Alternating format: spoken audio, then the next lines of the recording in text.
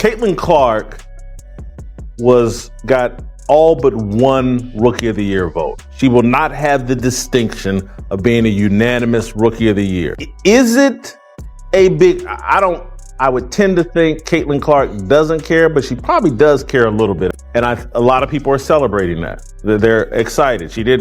They stay strong, whoever it was that, kept it real and blah, blah, and denied her that distinction. It's wild when you really think about it. Aya Wilson has been ruling the WNBA for years. She's not just another star. She's so legendary that the University of South Carolina literally has a statue of her. That's how significant her impact is.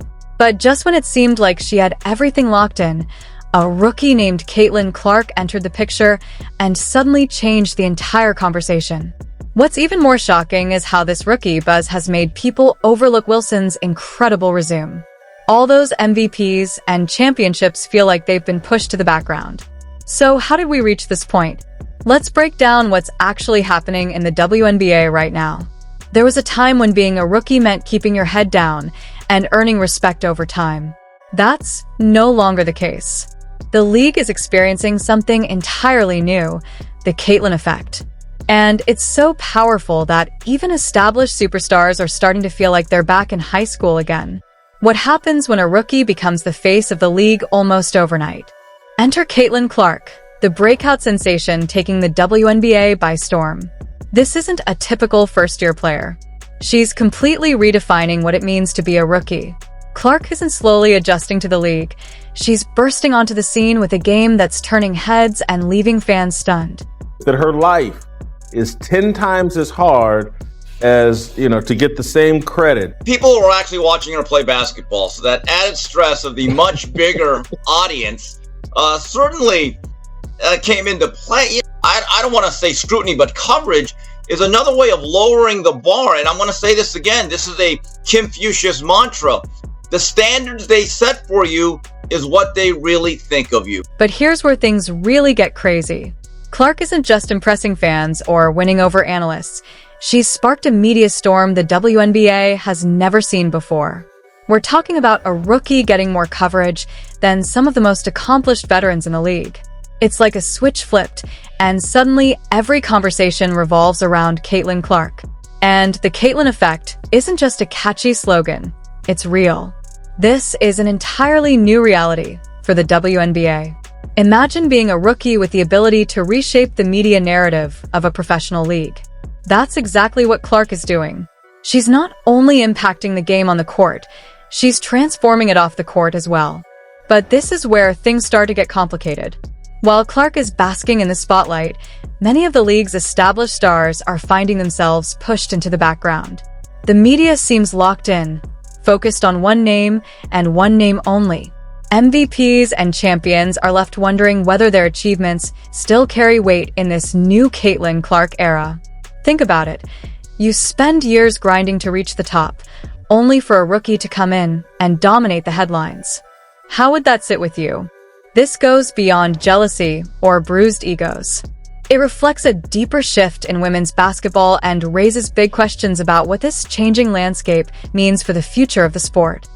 In 2000, I believe, when Shaq won his only MVP, and I think it was Fred Hickman was the only guy that did not vote him. I think he voted for Allen Iverson, and that became a really kind of a story heading into the NBA playoffs. Yeah, I think that particular person, there's no doubt, voted with an agenda and not one that was very honest. My girl put up 19.2 points per game, 5.7 rebounds, and a league-best 8.4 assists, becoming the first rookie in WNBA history to lead the league in assists. The Rookie of the Year race was talked about as close all season, but when the votes came in, it wasn't even a debate. She received 66 out of 67 votes from a national panel of sports writers and broadcasters. Now, the media's obsession with Clark is raising some serious questions. Are we so locked in on the next big thing that we're forgetting the players who've been carrying this league for years? Is this the new normal? Rookies overshadowing veterans before they've even completed a full season? Let's be clear, Clark's talent is real. She's not just meeting expectations, she's blowing past them. But at what cost? The The WNBA is stacked with elite players who've built resumes over years of dominance and sacrifice. In the rush to crown the next superstar, are we losing sight of what they've already given to the game? This isn't simply Clark versus the rest of the league. It's a bigger conversation about how women's basketball values its players.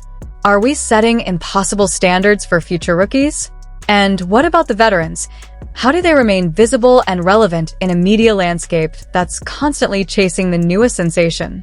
The WNBA Rookie of the Year race was pretty much neck and neck for the majority of the season, but now the league has officially crowned its queen. Caitlin Clark is your 2024 WNBA Kia Rookie of the Year. Caitlin Clark's rookie season was nothing short of a spectacle. Her 769 points set a new rookie scoring record, surpassing Hall of Famer Simone Augustus and instantly placing her in the history books. But while rookies like Clark dominate the headlines, veteran stars are dealing with a very different reality. Imagine performing at the highest level of your career and still feeling like you're slowly disappearing from the conversation. That's exactly what's happening to WNBA superstar A'ja Wilson. And here's the truly shocking part. Wilson, a 3-time MVP and 2-time champion, has admitted she's mentally worn down. Not because of intense practices or playoff battles, but because she keeps hearing the same exhausting narrative, that she's only relevant because of Caitlin Clark. It's hard to believe. Years of dominance, championships, and MVPs, all reduced to background noise by rookie hype.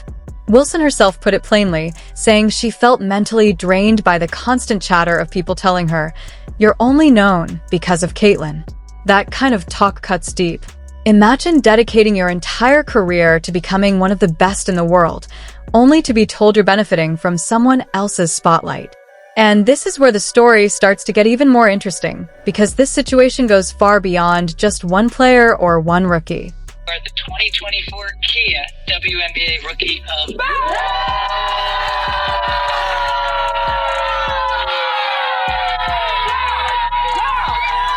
This isn't about A'ja feeling jealous or threatened. It's about the psychological toll that non-stop media narratives can have on established stars. When all the attention shifts to the newest sensation, what happens to the veterans who've been carrying the league for years? A'ja isn't upset with Caitlin Clark at all. Her frustration is with the media frenzy that makes her feel invisible. It's almost like the basketball world has developed collective amnesia. Wilson's resume is unreal.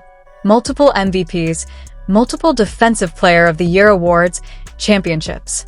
Yet in the era of Clark, it can feel like none of that counts anymore. And that's the truly shocking part. What makes it even more intense is that this struggle doesn't just affect A'ja's mood. It chips away at her sense of value within the league. When you spend years building a legacy and suddenly it feels like it's being overshadowed by non-stop hype, that can really mess with your head. Let's be clear, though, A'ja Wilson is still A'ja Wilson. She remains one of the very best players in the WNBA.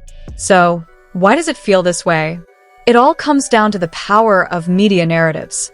When every headline, every sports show, and every viral post revolves around Caitlin Clark, it's hard not to feel pushed aside.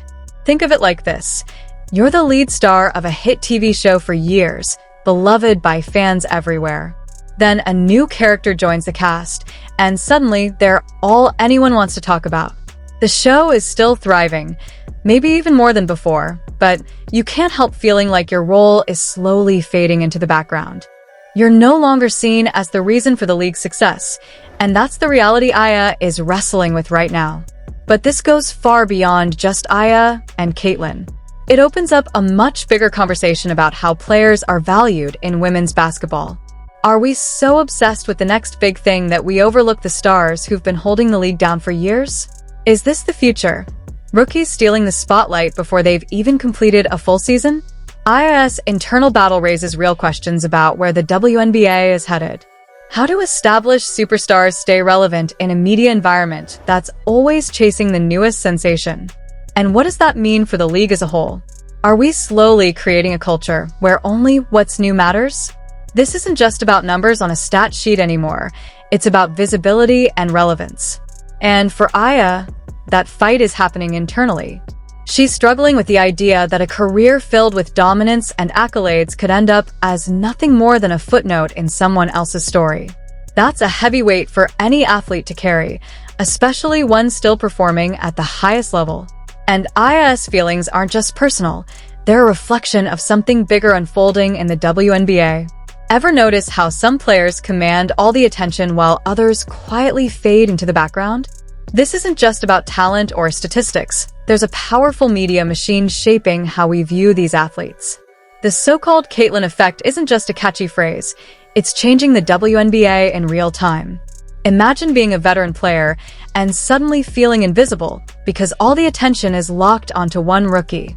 That tunnel vision doesn't just affect fans. It affects players too. This goes beyond Caitlin Clark or Aya Wilson.